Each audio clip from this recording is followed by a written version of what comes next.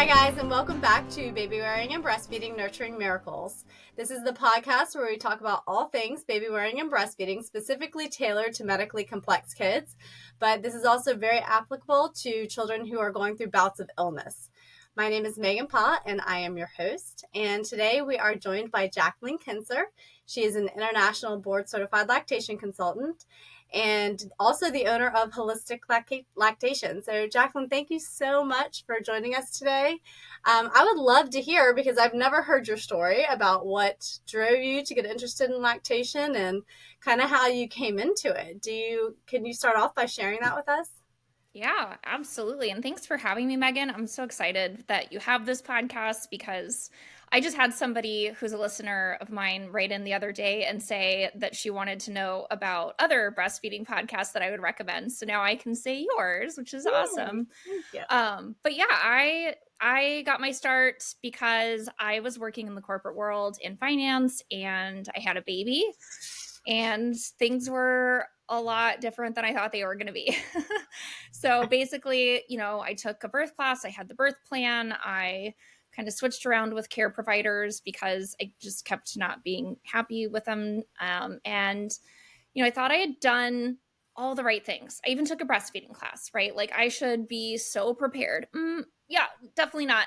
So the other thing was that I saw a pediatrician who was also an IBCLC. I did see an IBCLC in the hospital, but neither of those people was able to help me get a good latch, help me understand why latching was so painful, why my nipples were so damaged, why my baby was, exhibiting these other complaints that, he was gaining weight just fine. And, that's kind of that's what people cared about, right? So I just started looking for answers while I was on my maternity leave and joined La Leche League, went to some meetings, and that was the first time I'd ever heard that it wasn't normal for breastfeeding to be painful. But by that point, I was like 6 weeks in and thinking, well, it is painful and no one's been able to help me. So screw all y'all. Like I'm not, I don't know about this. I was just really skeptical, but I was still breastfeeding and I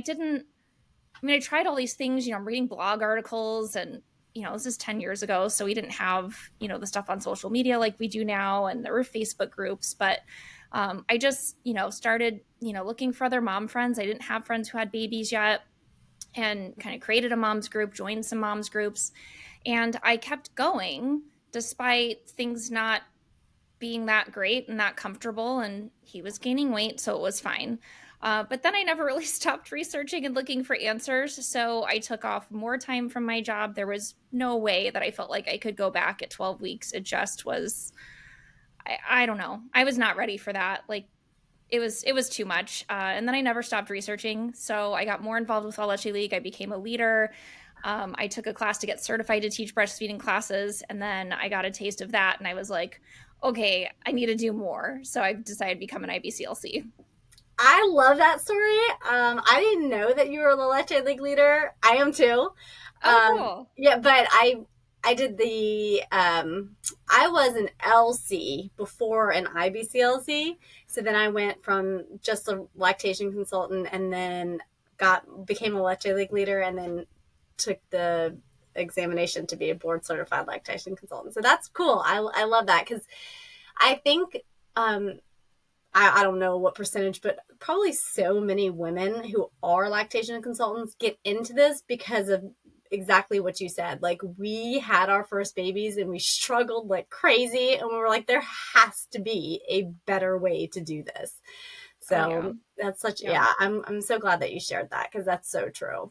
So, one of the things that I really wanted to delve into was specifically how breastfeeding can be beneficial for mom and baby when our kids are sick. And so, we're definitely talking about kids that might be going through medical complexities, but breastfeeding is great for the common cold or flu or, my heavens, like COVID, we just, went through and are going through. So can we talk a little bit about how breast milk changes in composition when a child is sick? Because I see so many patients come into the office that know that breastfeeding is good for their babies because they've heard it, but they really don't know how. Like, they don't know the specifics of why. They just know that it's a good thing to do. You know what I mean? Yes. So, Yeah. No, it's really true, right? They have the basics enough to decide, okay, yes, that's what I want to do. Give my child breast milk. yeah, right. Yeah. Let's do that. Yep. Yeah, no, it's really important because breast milk is so incredible. Like when you truly understand what it is, and it's not a judgment call or anything like that, but Yeah. I really just tell people like you cannot compare breast milk to formula though. They're two very, very different things. They do one thing that's the same and the rest of it is completely different. And that's, nutrition, right? So, which isn't quite the same either. But what I try to start with is, that breast milk is a living tissue.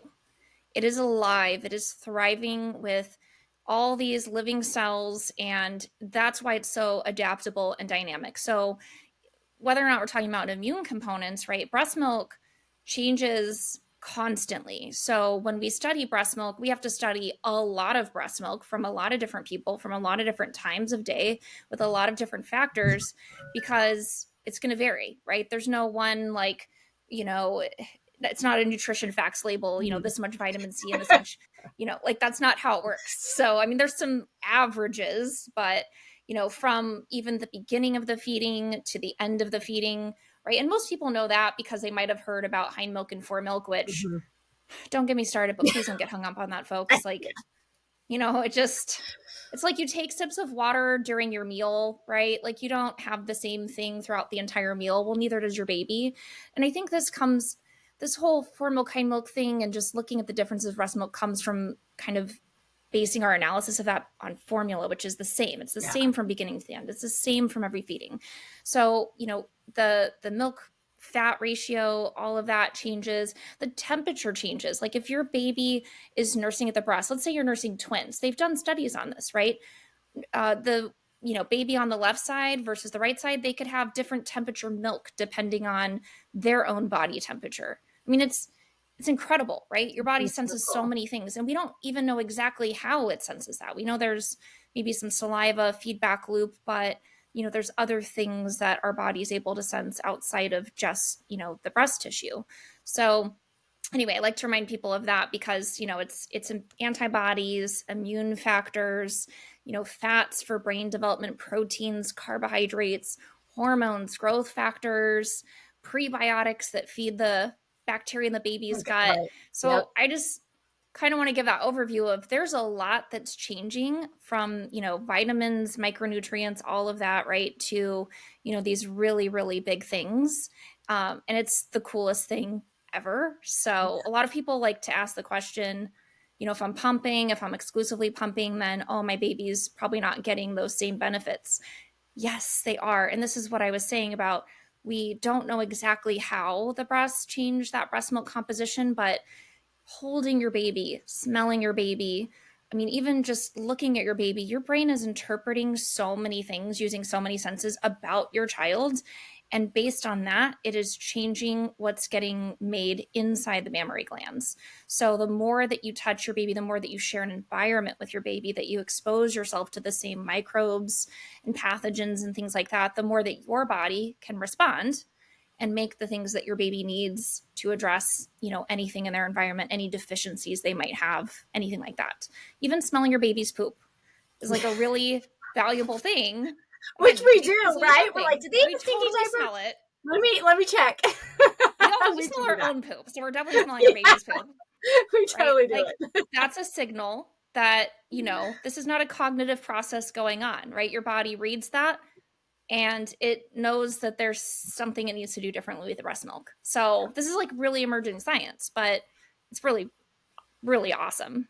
Yeah, I think it is. I mean, we could sit here and have like an 8 hour lecture and get into the nitty gritty of all of the amazing things and components in breast milk. I mean, the immunoglobulins, the leukocytes, there's the white blood cells, like all of the good stuff. I know specifically, so when I was breastfeeding Tyson, like that was actually important because with kidney disease, they're prone to UTIs, urinary tract infection. And breast milk helps that. Like it helps, decrease the amount of UTIs that they can get. And so that's super important for a kid that's retaining urine and, could potentially pass UTI up to the kidney, which impacts, their function, all of that good stuff. So, Yeah. I love reading breast milk research. There's like so much good stuff out there. A lot of it is just, it's, very, I think there's less of it, when we talk about specific medical complexities. And that's something that I'm really fascinated by. I'm hoping that more comes out. But, do you think the other thing that I want to talk about, because we know that breast milk is always changing, right? We were talking about that even changes like, depending on the baby's age and, impacting like their gut and all that stuff.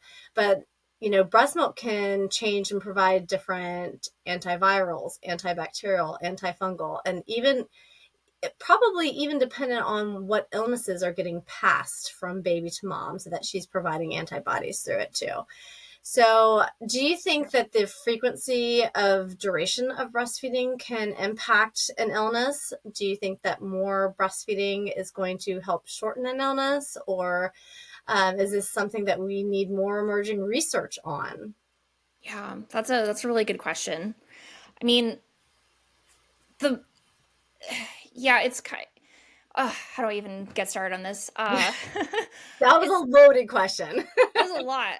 I mean, the more you breastfeed your baby and the longer that you breastfeed, so, the number of months, weeks, days, years, whatever, right? Like the more benefits that your baby gets. Yeah. So we know that across the board, right? That, so if you go on to nurse your child for 3 years or pump for 3 years, or like your child has so many more immune benefits than a child who did not.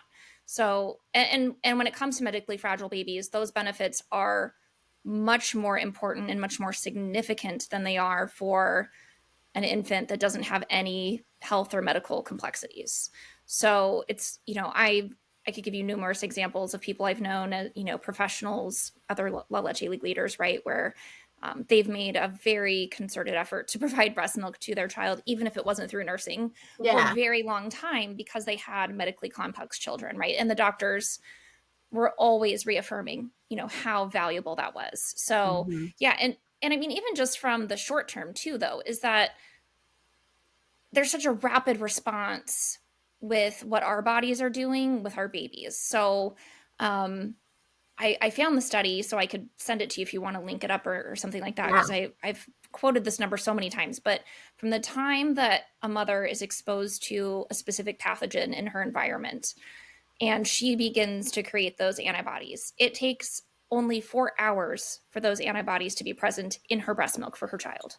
That is fast. That's like the coolest thing ever. That is cool. Right? Like, so even if you don't nurse for years and years or whatever, right? But like the fact that, during COVID, so many moms reached out and were like, I was going to wean, but I'm thinking I should just keep going. It's probably like a good idea, right? I'm like, yeah, it's a really good idea if you're concerned about COVID, because if you're exposed, you can create antibodies and those are going to go into your milk. And we don't even, this is like before the vaccines or anything, right? So all of that is so important. And it's not even just, there's immunoglobulins, IgA, IgG, IgM, there's antibodies, there's, anti-cancer cells that go and destroy tumors. Like there's stem cells in milk, right? There's all of that. There's anti-inflammatory properties. So, cytokines and all of that. Like there's, cortisol levels, like things like that. There's a cascade of things that happen when it comes to immune response. So, one of the things, like if you have a child who has, they're vomiting or something, right? They have a digestive issue. One of the easiest things for them to digest is going to be breast milk, right? So you don't have to give them Pedialyte because you're giving them breast milk. So how cool is that? So I just love to say it's super important. Yeah, you don't have to worry about hydration, right? Because the electrolytes and everything that they need are going to be in there. You don't have to do something additional, which is really, really cool. And it's breast milk can be pumped, it can be given via tubes, administered all those other ways, which is really fantastic too. Yeah. And I think what's really cool too is how so many hospitals and, previous in past years and even more so now are pulling in donor milk for NICU babies and how impactful that is. Um, because that it can help prevent necrotizing enterocolitis. And so hopefully I said that right? Yes, that was good. I'm not going to attempt to repeat it. To repeat that one. Yeah, but that's really actually it's really important. I mean, they have so much research has proven how beneficial it is for our preemie babies to have breast milk. So the fact that even if moms are not able to pump it at that time right after birth, which it can, that can be an issue if you've had a preemie baby and your milk doesn't come in right away. That's very normal. But hospitals are realizing this is so important. They're pulling in donor milk and providing it for their preemie babies.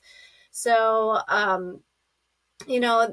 what advice would you give to moms who are having premature infants and are in the hospital and needing to get their supply up to pump? They can maybe do a combination of donor milk with their own breast milk. What advice would you give them to keep going? Yeah. I mean, I think first and foremost is to understand that no matter how early your baby was born, if they're viable, your body can make milk. Like it's not, I mean, you're making colostrum since around 16 weeks gestation. So, babies born that early aren't really born, right? Like it's, Yeah. so if you're talking about a 22 weeker, right, you can make breast milk. It's not because they're born early that you can't. So don't let anybody tell you that, because sometimes Mm-hmm. doctors are not as informed as they need to be. But get pumping right away, but learn hand expression too. I think too many moms are relying on pumps.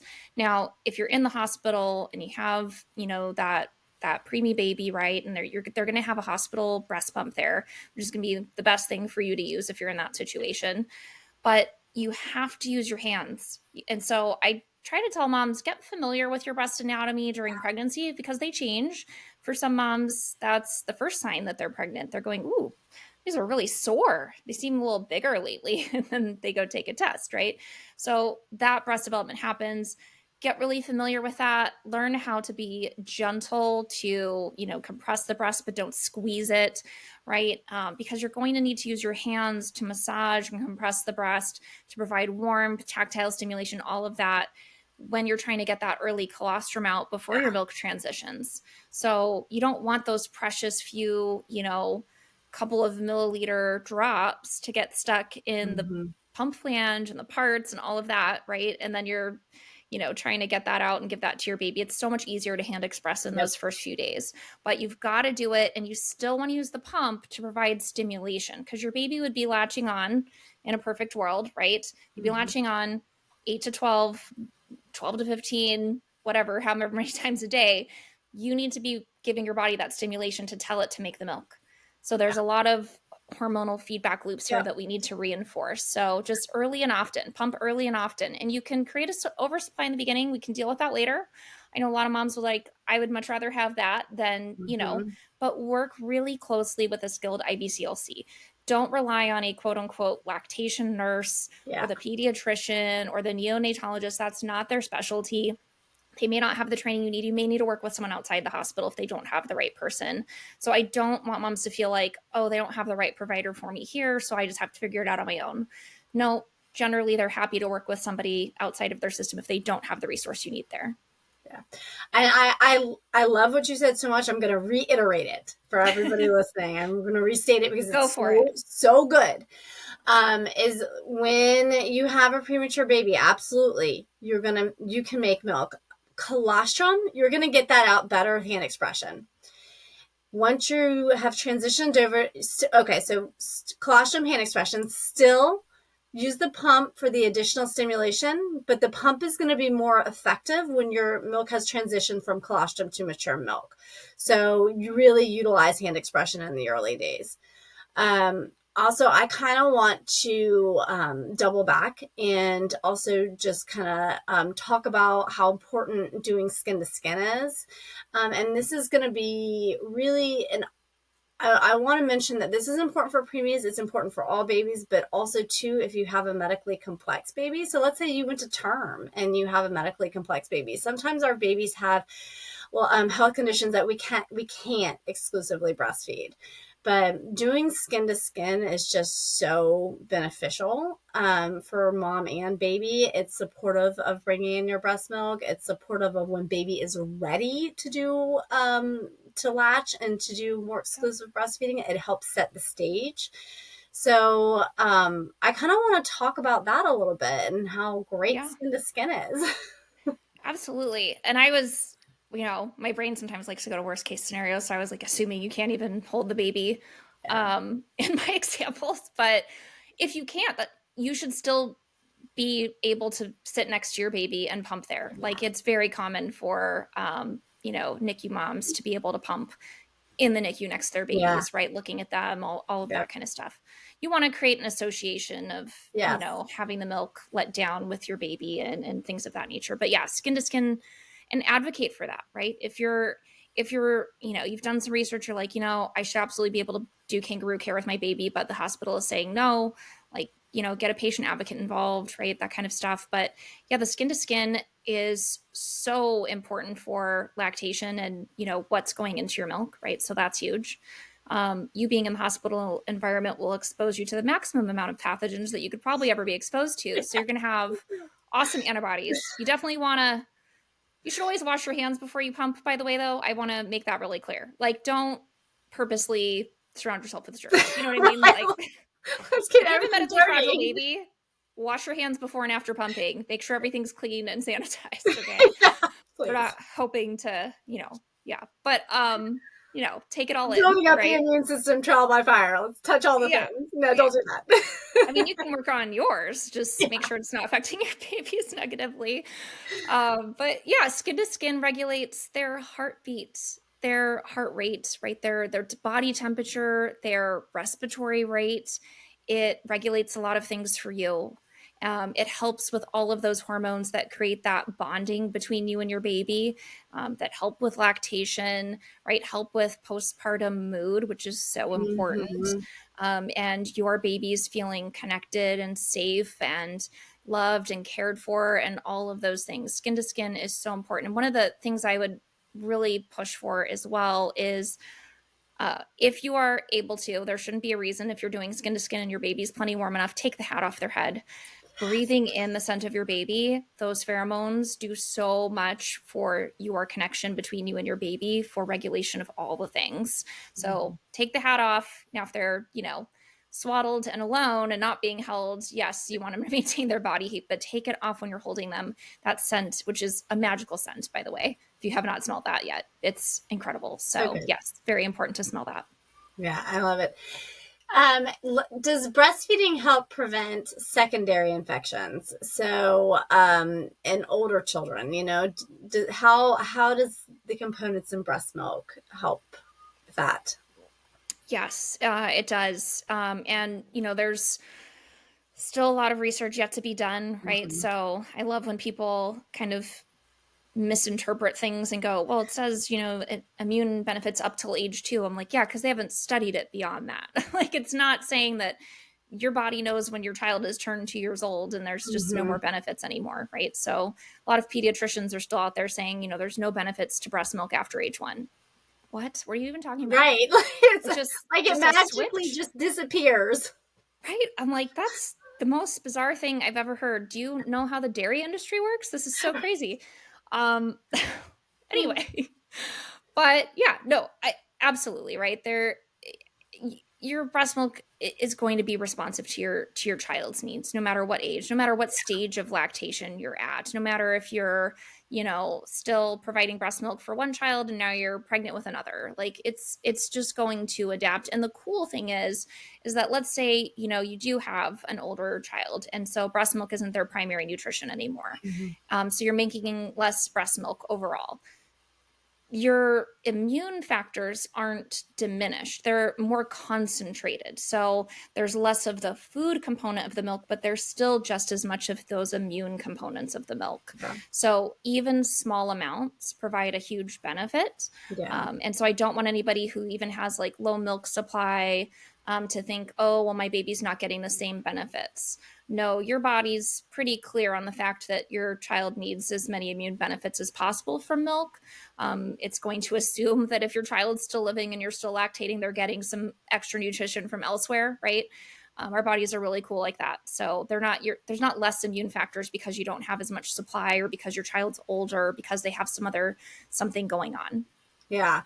God, I want to like hone in on that so much because at least in our country and in our society, like in many states, like the weaning age is 3 months, and the worldwide weaning age, last time I checked, was still like 4. Probably in some parts of the world 4 to 7. So definitely do not think that you have to wean at a certain age, or that the immune effects diminish, like you said, at a certain age, because obviously if you have a medically complex kids, like you may want to nurse for a long time, and that is one thing that I almost felt like I had to, it's weird because I am a lactation consultant, but it's something that I felt like I had to justify to people.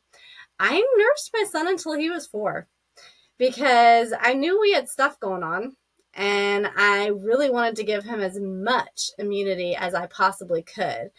And I felt like even though that this is what I do, this is what I do for a living, I almost felt like I had to be hush hush about it. And I really don't love that for women. I don't love that for mothers. I don't think that we should be hush hush about it. I mean, even if you're listening and your child is not medically complex, you just have a healthy child. Like, think about all the immunity. Like, all my other kids that when I start sending them to preschool, they are like germ monsters, you know? They're all picking their nose and touching each other and all the things, and then coming home and we're sharing it. So I think that it's so great to point out the fact that, like we don't it's not like some magical time clock, like, hey, your kid's 2. There's no more immune benefit from this breast milk, because that's just not the case. It's true. And it doesn't mean that just because you do provide breast milk for a long period of time that your child won't get sick. I don't want people to think that, And that's true. Yeah. So don't, they're going to get sick as children when they're around other children. That's the way it works. Mm-hmm. They kind of have to go through that process. Right. That's part of it. Yeah. And which means you're going to get sick too, because you haven't been exposed to these things since you were a kid, unless you work around the public a lot anyway already, but you're still going to get some things. So, don't think that's not the case. But, time and time again, do we see that, children who are getting some breast milk are going to get better faster? Yes. Are they going to have less complications? Yes.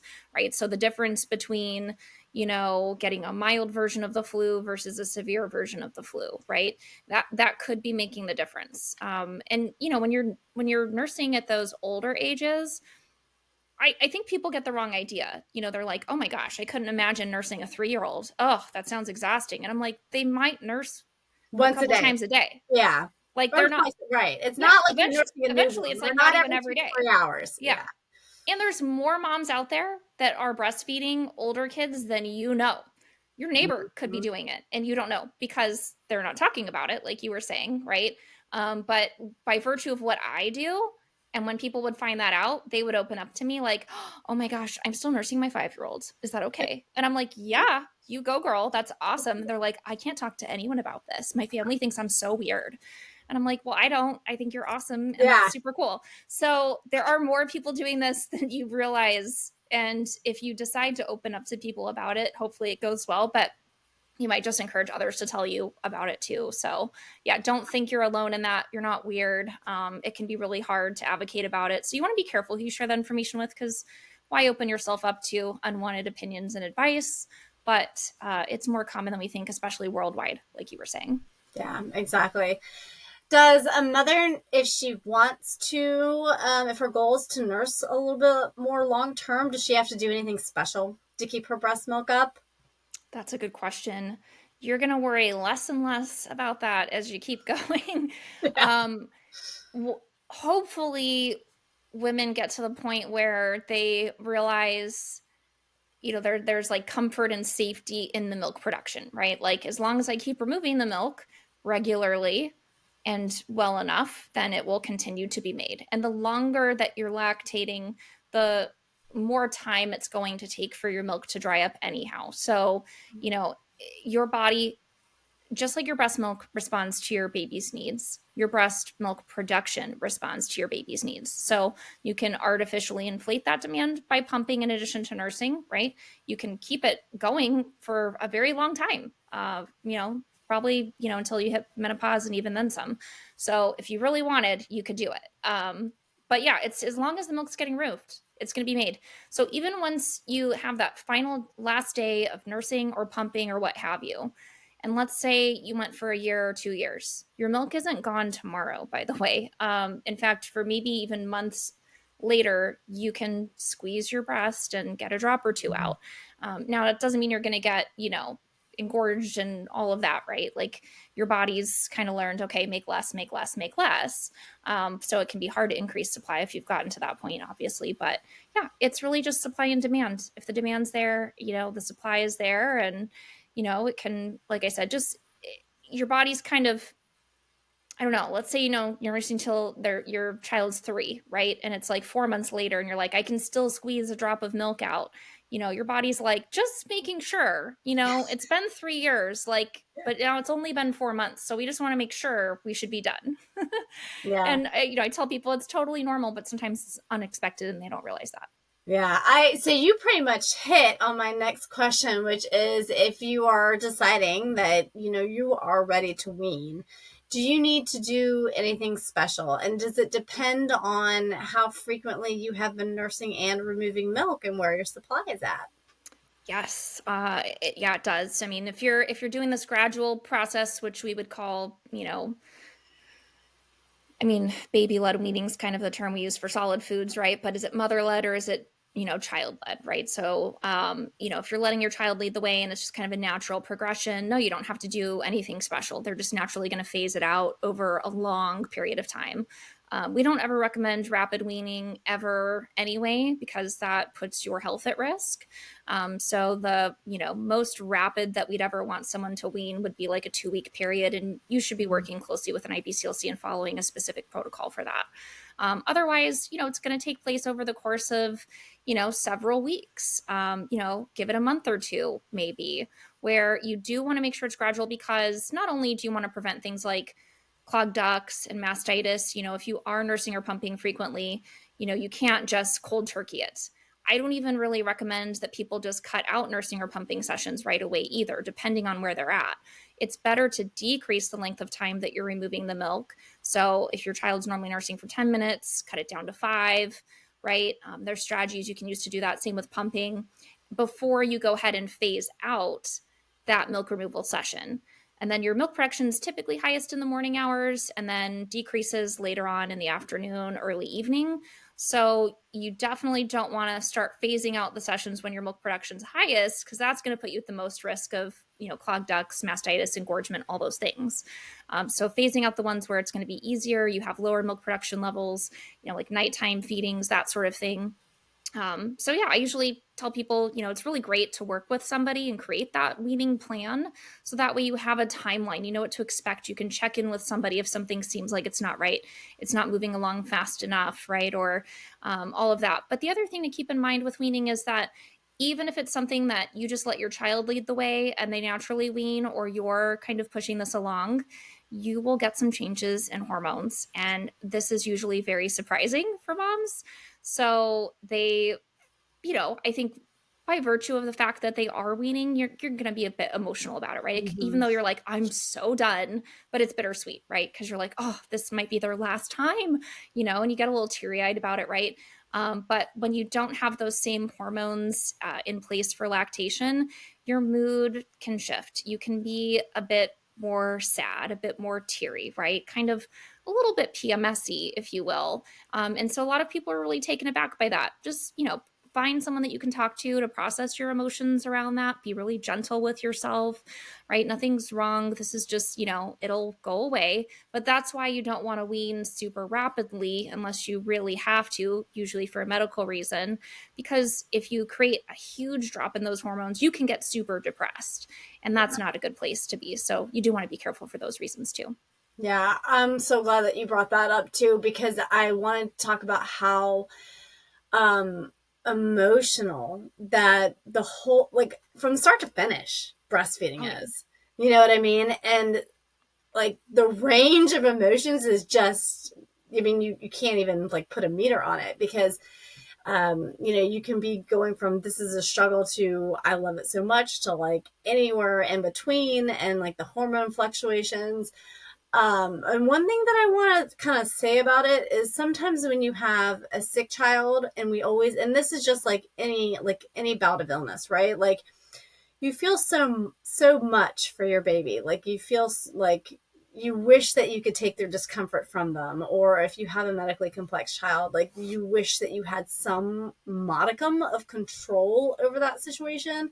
And in reality, we have none. We can't control it. And so sometimes being able to offer breast milk in any capacity, like even if it's in the bottle, is just our way of saying we're doing our part to kind of make this situation better. And there's a lot of emotions involved in that, and a lot of it is like, it's so complex, because you're grateful that you can do it, but it might become difficult, and it might become a struggle. And then it might become something that you shoot for every day. You're like, this is the highlight of my day. So, and then when you get to the point where you're ready to wean, like you're there all over again, where you could be experiencing all kinds of emotions, like, wow, this is done. I made it this far. Or, I mean, whatever you're feeling. So I like that what you also recommended for people was to take time to process that, because wherever you are on that spectrum or in that journey, it's like, it's going to be emotional, and it's okay to feel the feelings that you're having, and process it is important. And if you need to reach out to talk to somebody, that's can be really helpful. Um, Yeah, and I would so just say too that celebrating your accomplishments, even if you feel like you didn't reach your goals or whatever it yeah, is, like, but you still I did love that. something really amazing is so important. So I know some moms will do breast milk jewelry I was keepsakes just or thinking of that. I love it. yes. Yeah. Right. Find some way, or just, maybe it's doing something nice for yourself. Go get a massage Yeah. or whatever. But like really truly celebrate what you've done, because that's a really big deal. Not only does your body carry a baby and somehow get that baby out of your body, but now it's made milk for this baby and child. And like that's a really big deal. So It's a yeah, I big just wanted to deal. say like really do celebrate it, because yeah, it's great for emotional reasons, but you deserve it. Yeah. Yeah. And I mean, like, I kind of geek out, and I think, you can relate to this, but I geek out about how cool women's bodies are, that here we have Yes. grown a baby, and then now we are feeding a baby, and then we're not just giving them nutrition, but we're giving them all of these antivirals, antifungals, and all that great stuff, human growth hormone, all the things. Yeah. Human body, like, women's bodies are like awesome. I get really excited about True. it. So absolutely celebrate yourself, whatever your milestone is, whether it's like I made it to the first nursing session or I made it to the millionth. Like, it's amazing. It's a great accomplishment. Jacqueline, thank you so much for chatting with me today. I absolutely love it. You have a podcast yourself, and it is so good. So you've been doing it for a while. Can you tell me and tell our listeners where we can listen to your podcast? What days you air, all that kind of good stuff. Give me the details. Yeah, absolutely. Yeah, and you were on the podcast, so you have to go listen to Megan's episode. But yeah, it's called Breastfeeding Talk, and you can find it on, Apple, Spotify, any of the podcast platforms. and we've been on a little break from it. I have episodes recorded. I just haven't, had them edited and whatnot. Actually, so my podcast editor had her second baby. And so she was Oh, like, oh, congrats. I'm taking a step back and what have you. And she just emailed me the other day and was like, I noticed you haven't published any new episodes. And I'm like, yeah, it's really hard to do this all on my own. And I interviewed other people and they just didn't seem very good. So anyway, probably since at the time of recording this, we're at the end of the year, we'll just plan to like start doing new episodes again in the new year. So there's plenty. I've got over 100 episodes, but usually they're weekly. So if you're listening to this a little bit later on, hopefully we're back to those weekly episodes now for people. That's amazing. Like, and again, listen, like your podcast editor, she just had a new baby, and like, talk about like women doing all the things. You know what I mean? Like, Yes. super moms, super work, like, super passionate, super workers. I love that. Thank you for sharing that. I also, can you please tell us, because you are like, mompreneur extraordinaire. Not only do you have your business, Holistic Lactation, and your podcast, but you also have, designed your own lactation supplement. So I want to hear about it. I want to share it with people. Yeah, absolutely. It's funny. Facebook has the memories feature, and I swear I don't go on Facebook for anything except for that. I don't scroll my feed to see what Yeah. anyone's up to. If you're the first post and I saw it, great. But I just don't. And so anyway, I go on there every day and I check my memories. And 3 years ago, I think it was 3 years ago. Yeah, was when I announced that we were coming out with our first supplements, and I shared the story about how I created it. So we have 2 now, but it started with the advanced lactation formula, which is really for milk supply. And it was, gosh, I don't know, it probably took me a few years between the time I, first got the idea or inclination till it actually happened. But I got really good at knowing which herbs and which amounts to recommend to my clients for milk supply. And, they'd come to me, I'm taking this, I'm taking that. I tried this, I'm trying that. I'm like, how's that working? They're like, I don't think it's making a difference, or my supply decreased, or, whatever, right? Or it worked. But then it stopped working, or, so through research and a lot of clinical experience, right, I tried out various different combinations. But then, if you're telling somebody to take 3, 4, 5 herbs, and take, this many milligrams of this one, this many milligrams of this one, I think we can all relate to mom brain, and it's so real, right? So they come back for their follow-up, and I'm like, so are you taking the supplements? And I realized I had to be really specific with them. They're like, oh, I was only taking 200 milligrams. You meant 2,000? I'm like, yeah, that's why you're not seeing a difference. And even though I typed it up and emailed it to them, like, they have There's a lot babies, going on, and they're not sleeping. right? So they're Yeah. like, it would be so cool if you made your own supplement. And I was like, oh, hi, I don't do that. Like, that's a cool idea, but no. And then finally, eventually I did. So came out with that one, which has been really awesome. Lots of moms have, told us over the years, right? I've tried everything and nothing worked, and this was the thing.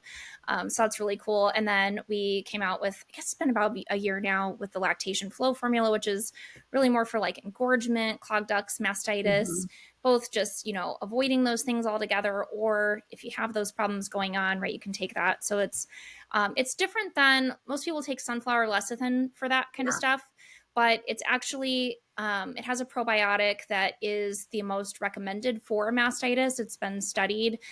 So it's a very specific probiotic strain. And then it's got turmeric and curcumin, which is, the concentrated anti-inflammatory bit within turmeric. And then it's got choline, which is the component of lecithin that is helpful with clearing clogged ducts and keeping that milk flowing, because lecithin can cause some digestive issues for a lot of people. So we've got that one too. And then, more to come, but that's what we have for now. I love that. Actually, so you guys think that we were almost done, but you said something I really wanted to I'm like, oh, I want to touch on that. So talk to me about recurrent mastitis and your gut microbiome, and how possibly what you've designed has helped with that, because that's a thing. Yeah, absolutely. So I think, one of the bigger risk factors for mastitis is when you've been given antibiotics during your labor. So if you had a C-section, you definitely got them. Just, standard course, right? Any kind of major surgery, you're going to be given antibiotics. And then, if you're group B strep positive or who knows, right? So there's other reasons why you might have had them. So already your microbiome's taken that hit, right? And now you're going through this postpartum recovery, which is a really big deal. Your body's trying to heal tissues that have torn and grown and stretched in size. So the gut microbiome is not maybe the utmost priority right at that moment. So there's a lot, right? You've got inflammation going on, all the things. Now, for your average healthy person, not a big deal. They, over time kind of, get back to a good baseline. For a lot of people, though, they can stay in a state of more inflammation, right? You can, not have that right microbiome balance because you've gotten those antibiotics that's knocked out a lot of the good stuff for you, and you're not getting those replenished through food or other probiotics. And we know probiotic strains matter, right? So, this one does X, this one does Y. So there's, various ones, right? There's specific probiotics that are in your breast milk that are for babies. And so all breast milk has certain ones. So it's really important that you make sure you get the right ones to work on the right issues. But then if you're adding something like lecithin to the mix that causes gut inflammation, you're going to need to be taking that longer term. And you're kind of like, you're creating inflammation and then you're like trying to combat it, and you're creating it and you're trying to combat it. And it's like this back and forth, and moms are taking mega doses and then they're having runny stools and stomach cramps and their babies are having diarrhea. Like, it's just this whole cascade of issues. Whereas if we work on the inflammation, we know turmeric is really powerful for mastitis. We know a certain strain of probiotics is really effective for that. But if you can get to the root and just tamp down that inflammation, add in some good, gut bacteria, right? Theoretically, you don't need to take it long-term because you've addressed the problem. So that's probably not the best business decision on my part, that if you don't have to keep buying it over and over again.